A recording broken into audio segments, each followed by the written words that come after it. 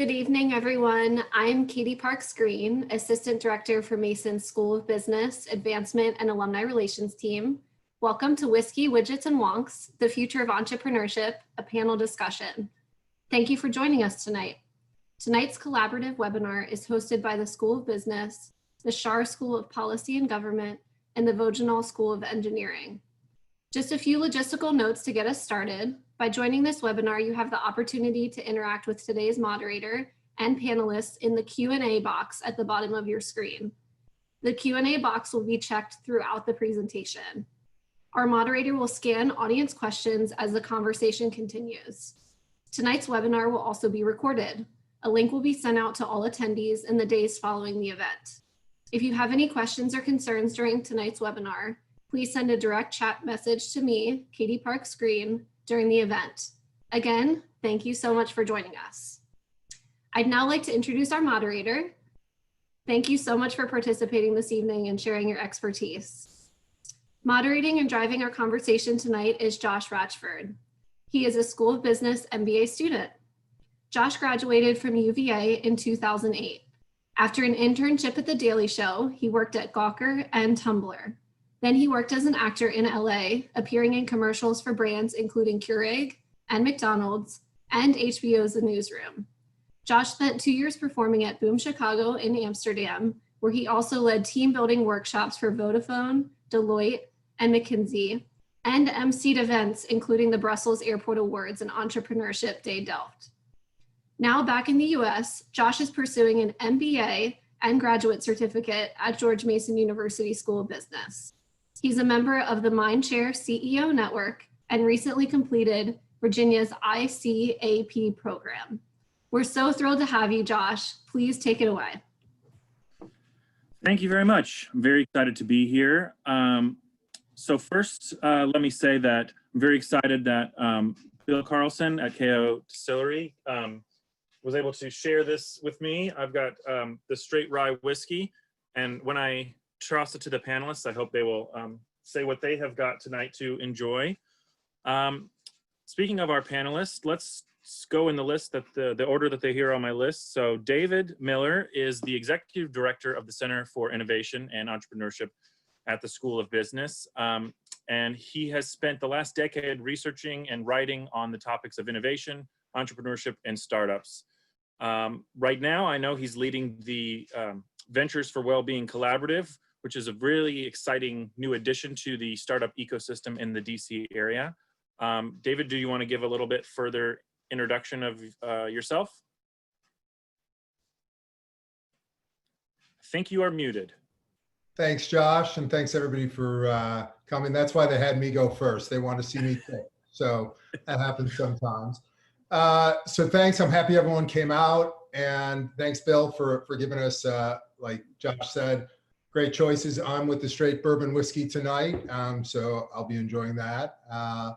And you know, like Josh said, we run a lot of programs at the center that support students, alumni, other stakeholders in the region. We are doing a lot on the business of well-being, and a lot of that has to do with place and local companies and local resources. And I know Bill's going to talk about that a little bit. So just exciting to talk about entrepreneurship and what we focus on, which is really just problem solving. So thank you. Thank you. Going next down to Bill. Oh my goodness, my page disappeared. There we go. Well, I can tell you that I know Bill is the founder of KO Distillery, which is in Manassas, Virginia, where I happen to grow up. Bill is originally from Bowie, Maryland, and graduated from the U.S. Merchant Marine Academy with degrees in marine transportation and engineering. After spending some amount of time sailing, then he was in the world of government contracting for 26 years before, I'm guessing before and not concurrently with, starting KO Distilling. So Bill, if you want to elaborate on that. All right, took myself off on mute. Thanks for having us tonight. I really appreciate it. As you all said, I'm the CEO of KO Distilling here in Manassas. We opened up to the public in 2015. Been up and running for almost 5 years now, and we make gins and whiskeys. And You know, we're going to talk about this later, but the last 2 months we've been making hand sanitizer. So looking forward to participating tonight. Awesome, thank you. And last but definitely not least is Alan Abramson, who is a professor in the Schar School. His research focuses around social entrepreneurship and social enterprise, as well as nonprofits and philanthropy. Do you want to elaborate, Alan? Sure, Josh. Thanks. And it's great to be on a panel, especially, well, David's an old friend, but especially with Bill. I'm looking forward to sampling the bourbon in a bit. Our focus at the Schar School, it's the Schar School of Policy and Government. So we look at entrepreneurship, particularly entrepreneurship that has a social component to it. So it's an important issue for those interested in public service, either in the nonprofit sector or government, as well as obviously business sector, which folks in the business school cover. So look forward to our conversation. Excellent. So just as a starting place and a jumping off point, I want to talk a little bit about entrepreneurship as an idea. And I know there's at least one current of thinking about entrepreneurship that makes a distinction between small and medium enterprise entrepreneurship, which would be basically the business model is known, and you are executing that, creating something in the world that didn't exist, but it's a known business model. And then innovation-driven entrepreneurship, that is what some people think of when they think of entrepreneurship. That's like, you know, a startup in your garage that might totally fail, but also might become Apple. And I do think that may dovetail with some other things we're going to talk about. Specifically, I wanted to start off by asking Alan to talk a little bit about how that distinction might show up in his work. I know there's sort of a difference between social enterprise and social entrepreneurship. I was interested in hearing a little bit about what that is, what the difference is. Sure, thanks, Josh. And try not to get too wonky about it, but we do try to, and actually, as it turns out, the course I teach is called Social Entrepreneurship and Social Enterprise. And I try and start at the very beginning by defining the two and asking the students not to ask me in the last session, oh, what exactly do those terms mean? So try and get it out from the start. But the difference I see, borrowing from others, is social entrepreneurship more about the innovation, more about the new approach, and social enterprise more about the earned revenue, more about charging for service and earned revenue, enterprise revenue. So new approach, earned revenue, the differences. Now they do overlap, which is, I think, the really interesting area. So the overlap would be new enterprises using an earned revenue approach, in my interest, for a social good.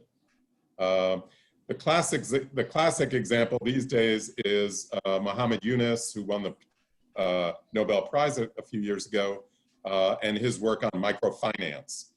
So arguably still a relatively new approach. That's where the entrepreneurial part comes in, that uses earned revenue. You know, the idea is that you're making money, that the banks, the lenders are making some money to make it self-sustaining. So that new approach, that entrepreneurialism combined with the enterprise, the earned revenue, is where a lot of the excitement, I think, is these days, at least on the social side of things. How can we try something new to aim at a social good that has an earned revenue component? Great, thank you. And then taking a similar question for David, I know your research has involved hybrid business models, and I'm going to be honest, I don't know exactly what that means. So I want to know a little bit about what does it mean to have a hybrid business model? Is that similar to having like a multiple bottom line type of framework for your business? So can you elaborate a little bit on that? Sure. Sure. And I'll jump in real quick on Alan's point, because like you asked, Josh, a lot of us always ask replication versus innovation. And, with some of the well-being work we're doing, and some of the work that Alan does, we're starting to get, almost a different way of measuring it, where it's now about what's the impact and how do we measure that, whether it's high growth or small. So we might look at Bill and say, he's working with local agriculture, which cuts down on emissions. And so we try and measure him that way to see what his impact is, which may be part of the triple bottom line. Whether it's high growth or not, it's just, like Alan said, it's just shifting the way we view some of these. In terms of hybrid, that's really specific. And, it's a really confusing term. I probably didn't phrase it right on the bullet points. In the work that I've been doing, I've been coming across businesses that both use physical and digital. There used to be an old argument of, are you online? Are you a physical business? And what we're seeing is obviously the winning models are somewhere in the middle. I think Bill's probably accelerated on that a lot in the last couple of months, where they've become much more hybrid than they were in the past, with people doing pickups and to go and things like that. And so that's what I mean by that, where there used to be, are you a physical business or an online business? And we're seeing the answer, of course, is somewhere in the middle. And COVID's accelerated that for many businesses that weren't quite preparing to be online so quick. Great. And then Bill, could you tell us a little bit about the origin of KO Distillery, and how have you responded to COVID, and how do you see business as a force for social good, helping society beyond just profiting for the owners? To answer your first question, it was probably about 8 years ago, I read in my Baltimore Sun newspaper about the first distillery in Maryland opening up since the end of Prohibition. And it really intrigued me. And I started doing some research on it. And then I got a hold of my business partner, John O'Mara. And I remembered in the 80s, he used to make beer in his basement. He and I were classmates at the Merchant Marine Academy. So I hit him up on the idea, and we did some more research, went to a couple conferences and visited other distilleries. We said, we're going to give this a try. But it started out very small conceptually, kind of the thing you would do in your garage, but it got on steroids pretty quick, and we ended up with a 12,000 square foot manufacturing facility here. And what was your second question, Josh? So now we've kind of heard the origin story. I'm curious about sort of the reimagining story of, I know a lot of distilleries have pivoted, you included, to hand sanitizer, and I'm wondering how did you figure out how to do that? What was it like to do that? Have you had other pivots like that in the past that are just not on the top of our mind right now? This has definitely been our biggest pivot ever. As a small business, I think we're fortunate enough to be able to be agile enough to make a quick pivot. And that's what we did in early April. We went ahead and took our plant and converted it 100% to making hand sanitizer second week of April. So hand sanitizer requires 80% ethanol. And that's what we do here. We make ethanol. So we were able to basically double our production, working 7 days a week, 10 hours a day. And for the last almost 3 months, we've been making nothing but ethanol for hand sanitizer. And then in our barrel storage room, we had our sales reps come in because couldn't really go out and sell at this point in time. So we had them come in, and they were the ones compounding the hand sanitizer, packaging it, and handling shipping and receiving. So the pivot was very drastic and definitely by far the biggest one we've ever done. Wow. And you had mentioned in your kind of pre-conversation with us about businesses doing good beyond just, working to make a profit. So having an impact in the community, and I'm definitely making hand sanitizer available during the pandemic is an example of that. What are your thoughts on that? Are there other examples of times that you've done something like that in the past? How does that relate to what you do at KO? We've done, for the 5 years we've been operating, we definitely have supported local charities in the area, whether it's here at KO Distilling or at other events that they may be hosting. So we're out and about in Northern Virginia all the time, trying to help the community. And it really pays dividends, because our biggest challenge right now as really an upstart business is building our brand. And by doing events, with charitable organizations, we're actually able to partner with them. And in the long run, I think that's going to pay dividends. Sort of like what Alan was talking about with his enterprise view of social responsibility. Absolutely. So Alan, on that point, what do you see as the benefits to the organization? Obviously, society benefits if you're doing some sort of providing a social benefit, but what are the benefits and potentially challenges to organizations that are pursuing a social enterprise structure or set of activities? Sure, and I think Bill's company is a great example of a social enterprise. Sort of picking up, David talked about one kind of hybrid. I guess people talk about social enterprise as a hybrid in a different sort of way.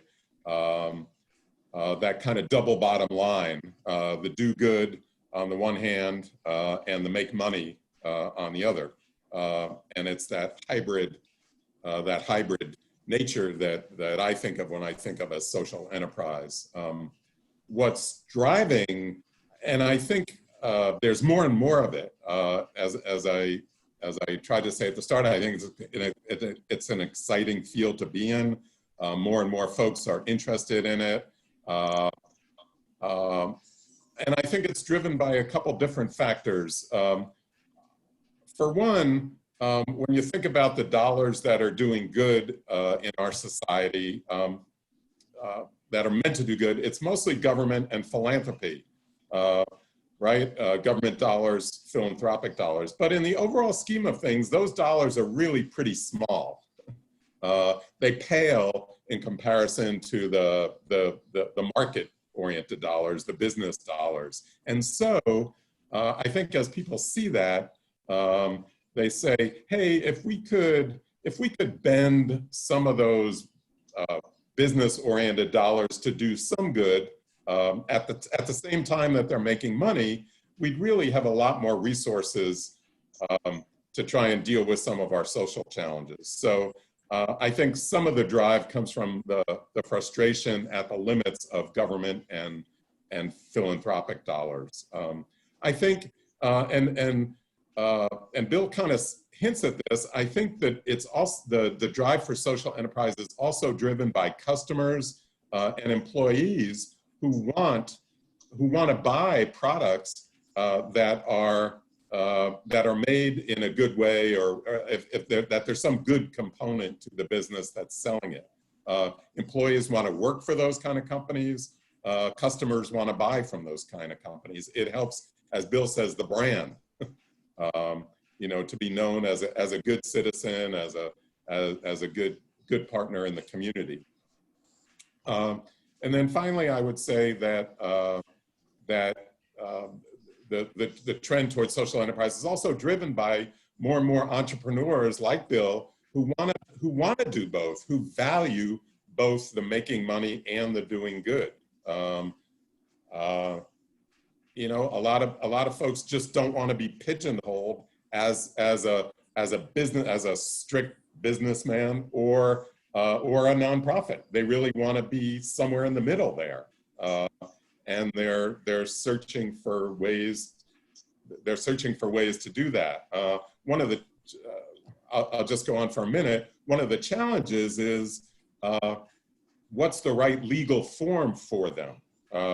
Right now, somebody like Bill has to choose either I'm a business or I'm a nonprofit, say. Now, more and more states are trying to think about, hey, can we create a new legal form in the middle somewhere, rather than forcing entrepreneurs into those old boxes where they don't want to be. They don't want to be just a business or a nonprofit. They want somewhere else. So now about 30, 40 states have created what are called, they're called different things in different states, but benefit corporations, which recognizes organizations that want to do that double bottom line work. Now, I'm not sure the current forms that we have, these benefit corporations, are where we'll end up. I think there are some challenges with that, but I think it's an area where we're going to see a lot of experimentation and a lot of growth in the years to come. Great insight. David, you have something to add? Yeah, I think, what we're seeing is kind of take those things that Alan said, the customer and employee, right, dissatisfaction or wanting to know more what happens, right, behind the scenes of this company. How does it treat its employees? Where is it sourcing things? Those two come together, employee, customer, become entrepreneurs who say, hey, I want to be the change. I'm going to create these organizations. So there's a generational thing going on here as well, that people are seeing the best form of organization may be an enterprise, no matter the legal form, that actually creates a product that through its whole existence. And that's where I'd wonder from Bill, I'm keying on it a lot, but your supply chain is local, your inputs on the agricultural side. Why did you choose that? Was it to control that you knew the vendors, the quality, the logistics, not transporting? If you don't mind answering that. I think all of the above. Probably our biggest challenge getting into this business was we were competing against a lot of big companies that had very established brands, and we have to differentiate ourselves from them. And the whole idea of kind of working within the local community, whether it's with charities or, as you say, to work with a local farm. The farm that we use is called Bay's Best Feed Farm. They're down in Eastville, Virginia on the Northern Neck, about 90 miles from us. We think by doing that kind of thing, it makes a whole difference. It's kind of a microcosm. We're feeding off each other, helping each other, and building relationships that really matter, as opposed to just ordering from either across the nation or even internationally. It's much better to have partners that are local. Do you feel like having local partners had an impact on your COVID response? Do you think you would have been maybe less resilient if you were relying on international suppliers? Probably. I'm not really sure. I don't have the lessons learned handbook yet for COVID. Still trying to figure it out.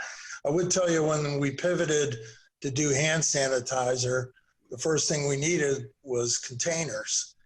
And you talk about supply chains, all the small plastic containers were gone.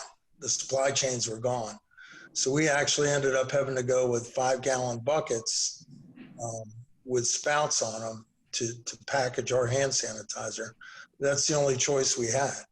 So if you're able to operate locally and get everything you need, whether it's products or services, I think that's really an important part of our business model.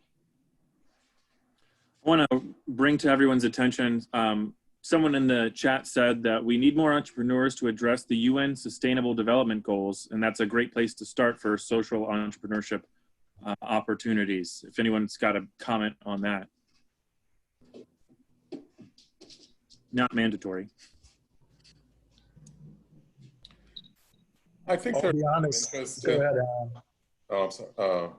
I think the SDGs are a good organizing tool for a lot of the work that's being done, both even the pure philanthropy as well as social enterprise. So I think it has been a galvanizing tool to direct energy towards some of those important goals. So I think it has been useful.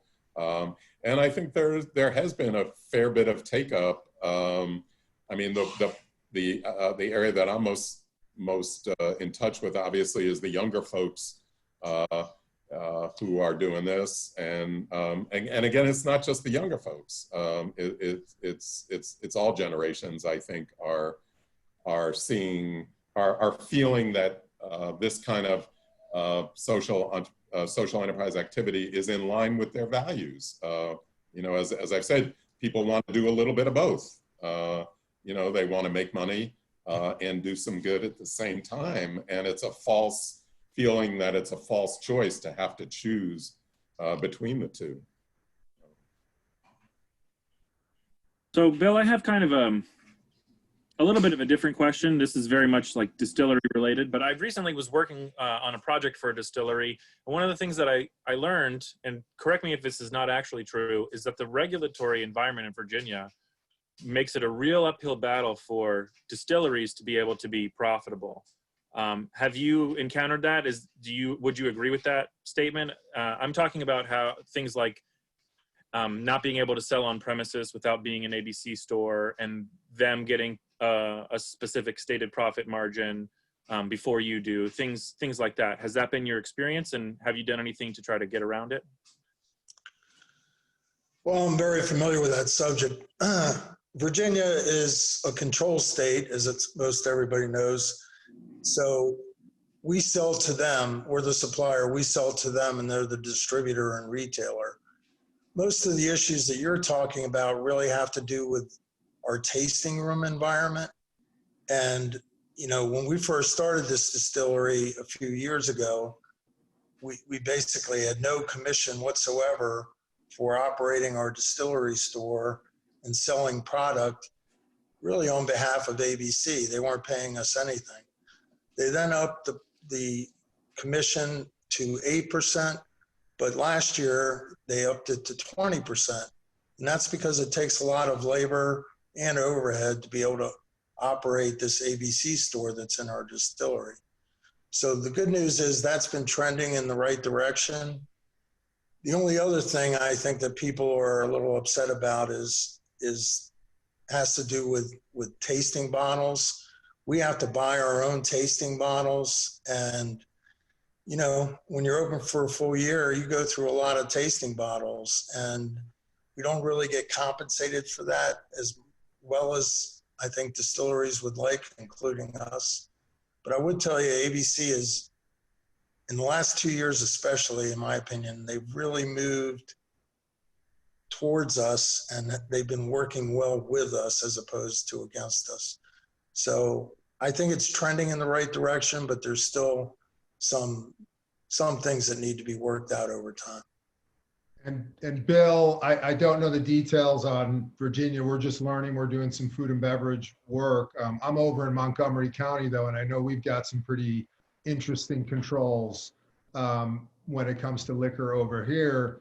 But I would kind of zoom out a little bit. Do you think part of the reason you're seeing movement is because policymakers and regulators are aware of the importance of local food and beverage to employment, to tax revenue, to all these things, and that it's growing? I think so, but I think in the last few years, our distillery, our industry here in the Commonwealth has more than tripled. And it used to be they dealt with distilleries, I believe, in a kind of a one-off manner. But now we have a presence as an industry. We formed a Virginia Distillers Association about 3 years ago. And, you know, we've got close to 40 members, and that's really important. We now have one voice talking to them, and that's easier for Virginia ABC to deal with one voice as opposed to 50 different distilleries. We were the 19th distillery in the Commonwealth 5 years ago, but now there's probably close to 70. There's a question in the chat for you, Bill, about have you seen a change in interest or sales volume since Virginia allowed direct purchasing from distillers? Is that something they allowed, and has that changed things? Actually, it has changed things. For those that didn't know this, until COVID, we really weren't able to ship liquor at all to anybody. As a result of COVID, and basically the whole world buying stuff online, ABC very smartly said, you know what, we're going to allow our distilleries to do it. And they did. They basically allowed us to not only deliver our product within the Commonwealth, but more importantly, to ship the product. So we partnered with a IT firm that has a very nice portal.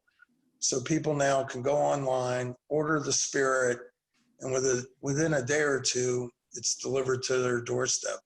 They can only do that in the Commonwealth, but that direct-to-consumer business model, in my opinion, throughout the country is going to be the model of choice in the future. And I'm glad to see states like Virginia, as well as many other states, are starting to embrace that DTC model. I think that's a great segue too. We're about halfway through, and so far we've basically been talking about the current state of entrepreneurship and including COVID in that a little. And I'm curious the panelists' point of view on the other half of the name of the thesis of the panel. What is the future of entrepreneurship? So what trends that we're seeing now do you think will continue? What trends are nascent that are going to become bigger? How is COVID accelerating or changing that? Anyone who wants to just jump in and go first, go ahead.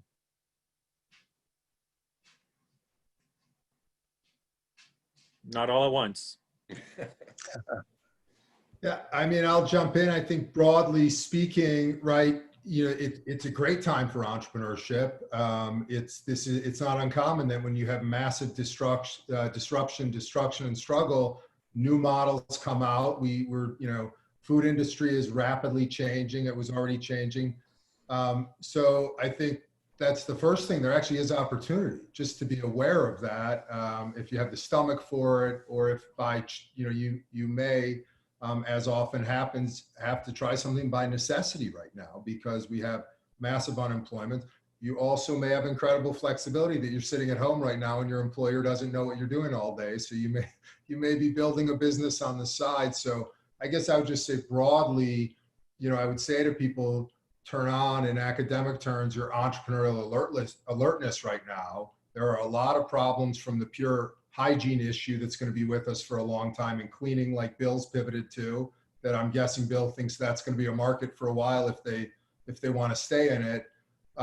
Those types of things are going to be out there. And then new things that are not as quite direct as COVID and hygiene and public health. So I would just say, keep your eyes open, look for problems that seem like they're going to be around, or opportunities in the way we're living, working, and playing, just broadly speaking. I think, sort of building on what David says, I think with the pandemic, we've already seen, at least on the social entrepreneurship side, innovations around telehealth and mental health services being delivered online. I think we're still seeing new developments with contact tracing, a whole set of new apps and things that have been developed, just generally information sharing about how to stay safe and things like that. So lots of new challenges, and I think lots of entrepreneurial energy being devoted to them. At some point, I think you do run into some of the challenges that we've talked a little bit about, the challenges of what's the right legal form for some of these social ventures, the challenge of the tensions of trying to get a workforce that both wants to make money and do good. Often those are in separate people, right? You've got maybe the more nonprofit or government folks who are more about the do good, and more the business folks who are trying to, meet the bottom line, and putting them in the same organization can sometimes lead to some tension. And it really ends up being hard to get that those blended values, both in the workforce and on the boards of some of these organizations, the senior management and the boards that have to appreciate both sides, and at least, again, from the social enterprise point of view, not get pulled too far in one direction or the other. David talked a little bit before about measuring impact, which is also a problem, which can also be a problem, especially on the social side, I think. The lack of a clear identity, it's been hard. I wouldn't say right now there's a large peer group of social enterprises. So a number of different challenges. I think we are seeing progress with the idea that part of this is about building a support system for social enterprise, or as people say, an ecosystem, laws, finance, education, and so on, that will be supportive of this kind of development. And I think we're still figuring that out. I'm particularly interested in what should public policy be towards social enterprise. There is the legal form issue, but even beyond that, should government be subsidizing social enterprise? Should there be a special fund? We actually did have a fund for a while, a social innovation fund, that maybe part of it went to social enterprise. But what's the role for government? Being from the Schar School, I suppose it's no surprise my interest is in, what should public policy be towards social enterprise? How can we make it easier? How can we be appropriately supportive? Should there be tax breaks for social enterprise that are on the business, that are more on the business side? Right now, obviously, if you're a nonprofit, you don't have to pay taxes. If you're a business, you do. Should social enterprise get a tax break? To be upfront, there's a lot of room for shenanigans too. There's a lot of room for people who are saying they're doing social good, but aren't really. So we need to take care in all this. But I think it is a really exciting area, and lots of growth still yet to happen. Great, thank you. I'm going to want to loop back on that in just a second, but Bill, first I want to hear you look in your crystal ball and tell us, what do you think the future of entrepreneurship looks like? I really don't know, but I do think it's going to be more challenging than ever because things are moving so fast, whether it's technology, whether it's workers' skills, whether it's markets, financing.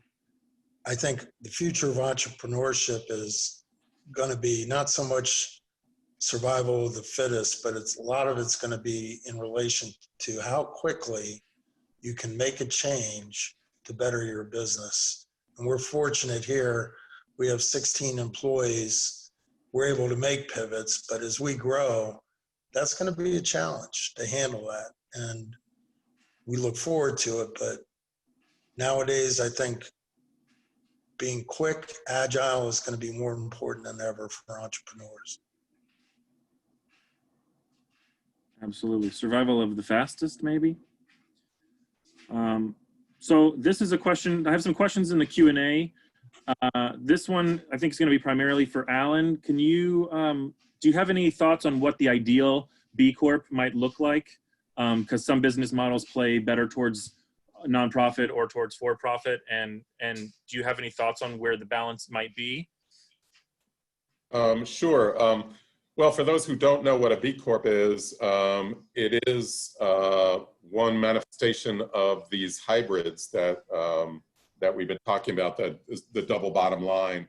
And there's a group called B Lab that now brands. If you pass the qualifications, you can get a brand as a B corporation.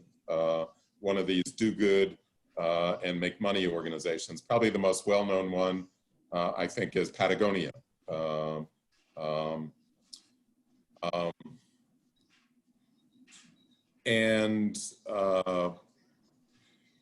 You know, one of the I'm forgetting what the question was, but I can still, but I'll still. What's the ideal, in your mind? What is the ideal B Corp? How does it structured? I can jump in also if you want. Go for it, David. I've been following it like you, and I would say this, just the simple one, like always, is do your customers care, to be honest, right? Because Patagonia was doing what they were doing before B Corp was invented, right? They kind of filled in after the fact.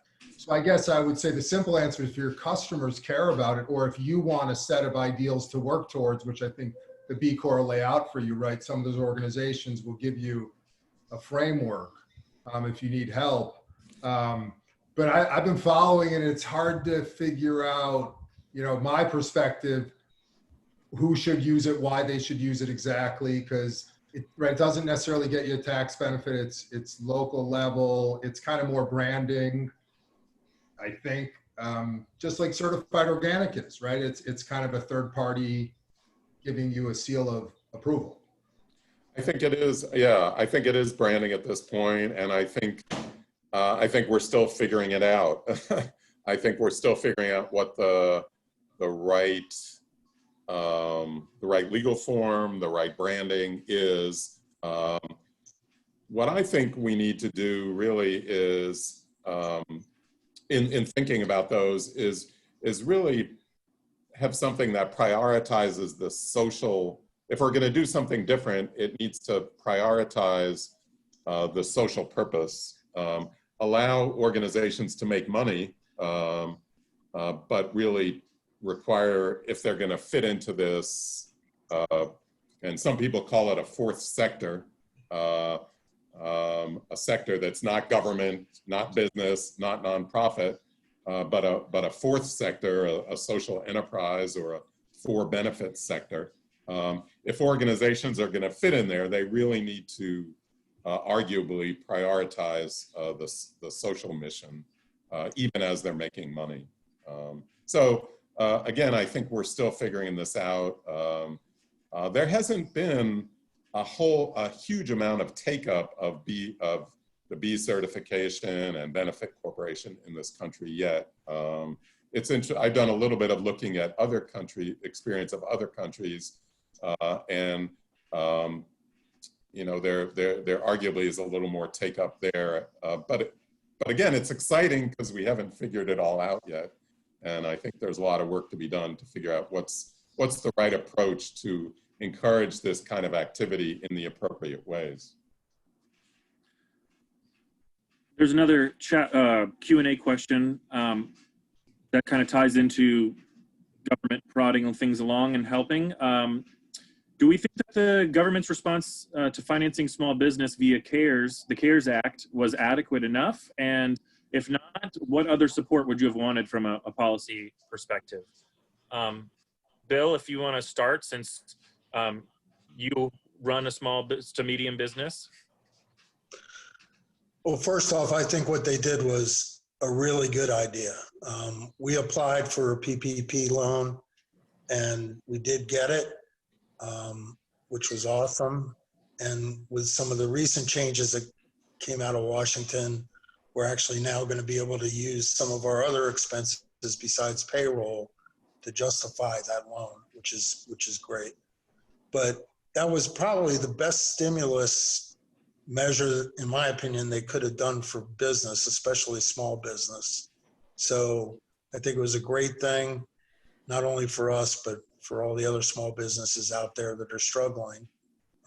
Because what happened in the last 3 months is definitely taking its toll on small businesses in a big way. Alan or David want to comment on the policy perspective? Well, I'm glad Bill was able to access it. I think there were a lot of stories, at least at first, that the aid was going more towards bigger businesses, businesses that might not have needed it so much. And I'm glad that eventually more money was added, and I think the assistance has gotten better at reaching beyond the big business and the business that were well connected with the banks that were actually making the loans. So I think it took time for that to develop. I was also interested in assistance that was going to nonprofit organizations.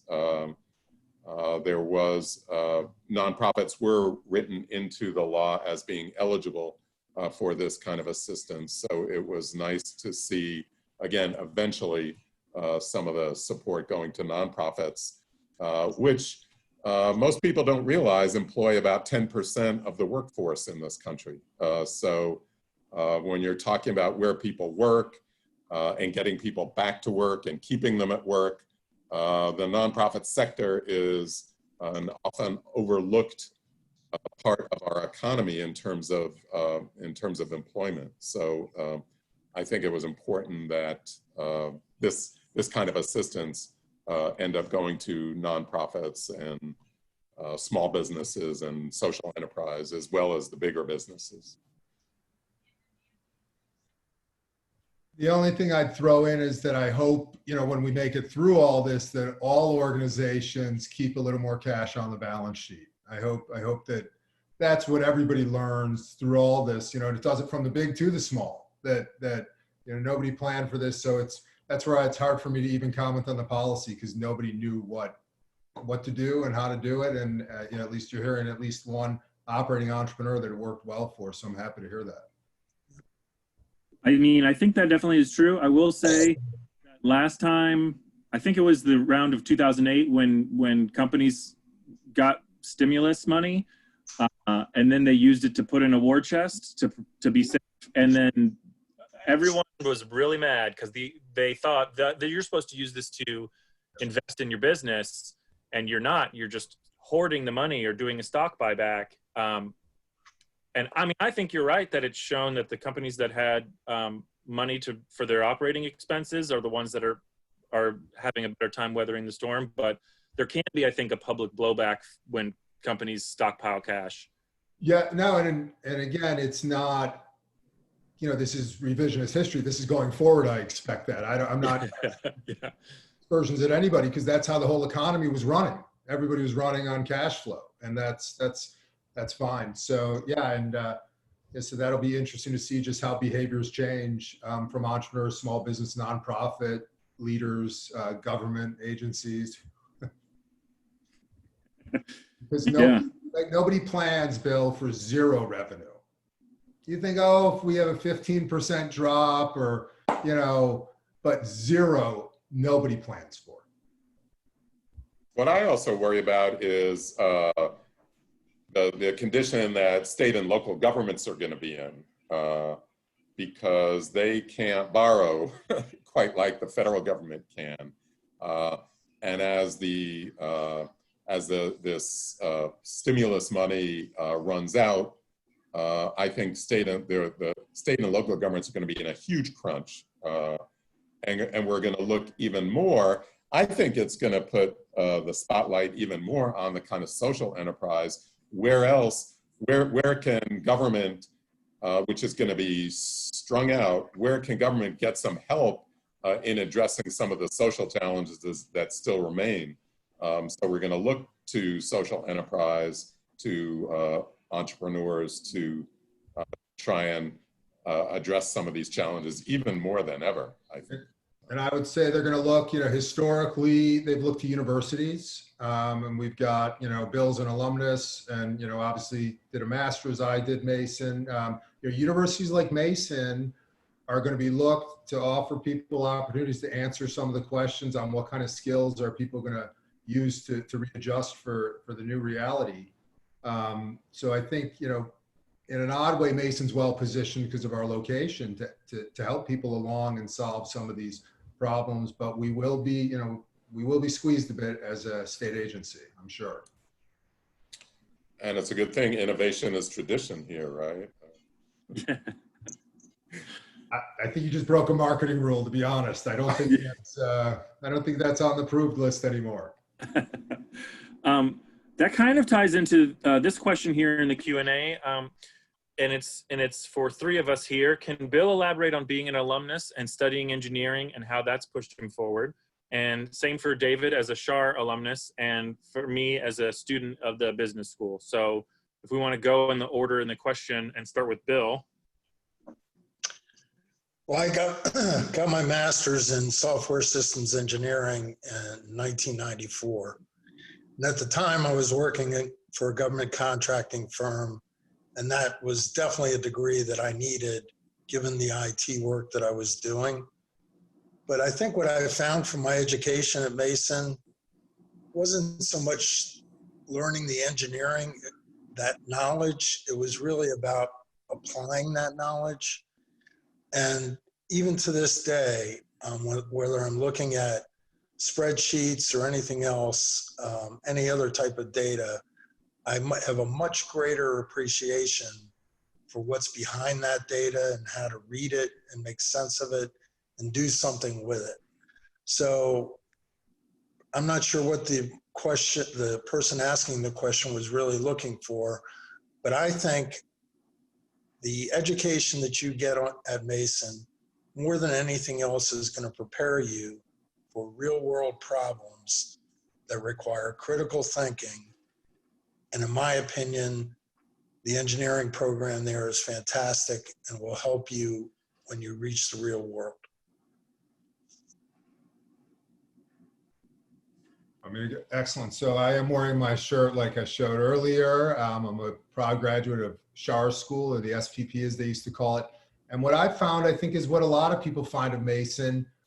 It fit for me and my lifestyle. I was moving to DC. They were a very flexible program, world-class, great instructors. As Bill mentioned, that were going to give me things that I could apply, but then allow me to build a program that fit with what I needed, my degree program. And then oddly, you know, I found that on the faculty side that I've been given a lot of freedom with my colleagues to build some really interesting things that our students, like Bill said, can apply, can start to learn how to apply concepts to the real world and be prepared. So it is that kind of ethos of Mason where, yes, we're a tier 1 research university and all that, and we've got big brains, but we're also a hands-on, local, you know, regional university that goes to work every day. And a lot of us do it part-time when we come through. That's definitely true for me. So as mentioned early on, my background is a little bit unusual in some ways. I was an actor in LA for 5 years, and then I was an actor in Amsterdam for 2 years.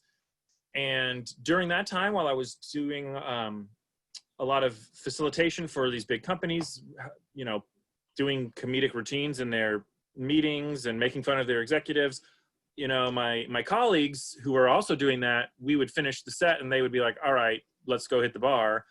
And I kind of felt like, well, hey, I get to be inside this meeting of this, you know, huge company. Some of these companies that we were working for are enormous and very successful. And after our comedy, I got to see what business decisions they were making and how they thought about the world and how they thought about that company's place in the world. And I thought, I really want to be doing something with this. Coming back to the US and with the resume that I had, Mason really, the MBA, I believe, is going to help me establish some credibility in the business world and help me pivot better. But the choices were sort of do Mason as a part-time student while I'm working, or go to a full-time program where I'm going to miss out on 2 years of income and probably have to pay a lot more to get the same credential. And I found that like David said, for my lifestyle, for being able to work, you know, I have a young family, we've got a bunch of dogs. I mean, there's a lot of other demands on my time, to be able to still be going to school and get a fantastic education while I'm doing those things is amazing. And then just like Bill and David both were saying, the applicability of what we're doing, or it's not even so much the learning itself, it's really how it kind of all integrates and is applicable. That is the most exciting thing. So my graduate certificate is going to be in business analytics. And so we're doing a lot of work around data analysis and where does the data come from, statistics. And I definitely don't think that data solves all problems or anything like that, but I think more and more it is going to be an important skill set to have. And in our coursework so far, we've really gotten to apply that to real world situations. For example, as I mentioned, we just did a whole marketing research project for Bill, unfortunately, a rival distillery. But I will say, I'm not going to name who they are so that I can say that I don't think you need to be afraid. I would consider them brothers in arms. Yeah, yeah, that is where I learned all the scary things about the ABC laws. So, I mean, it's already being applicable, and we're going to deliver our recommendations to that real company and have an actual impact, and it's not just a theoretical exercise. So I hope that answers that question. And we're getting close to the end of our time. So if we want to go around, and if you have any final thoughts on the stuff that we covered today, whether it's about, hybrids between social and social good and profit good, or the COVID related pivots, just what are your parting thoughts for all of the attendees today? I just want to say the Schar School did not require David to write his PhD on that typewriter next to it. It took so long. That's why it took so long. That was his own choice. No, I think it's a pleasure to be with Bill and David and you, Josh, on this, and looking forward to cracking open this this wonderful bottle that's been sitting next to me. But I think it's an exciting area to be in, whether it's entrepreneurship, social enterprise, the idea of innovation, and the idea of trying to combine the social good and the business sense is just, it's really the place where a lot of folks want to be. And I think it's got an exciting future. I would just say really quickly, I guess because I work with a lot of undergrad, but for anybody, find something you want to do, you want to solve, you want to build, and go do it, and don't wait. And whatever you think it is, try and be bigger, try and live, be bigger than you think you should be, and just go lead your life. I would agree with that. I think for those that are in school now and wondering what the world's going to be like when they get out, I think what you really ought to do is something you really like. If you're doing something you don't like, you're probably wasting your time. If you're doing something that's really hard, and even if you fail, you're going to learn something to prepare yourself for the next thing that you do. So I think your futures are fantastic, even with the world having so many things going on right now. I think by the time you graduate, you'll be doing great things and have a wonderful life. And by the way, for everybody that's got a KO Distilling bottle, please make sure you drink KO responsibly. Will do, as I always do. Thank you all. That was fantastic. Great to have you here. And I'm going to turn things over to Katie to close us out. Absolutely. Thank you, Josh. So let's give a virtual cheers to Josh, David, Bill, and Alan for leading our conversation this evening. Thank you again for joining us, and we look forward to seeing you at more virtual Mason events. Please stay tuned to emails and social media channels highlighting future events. Have a safe evening, and thank you again.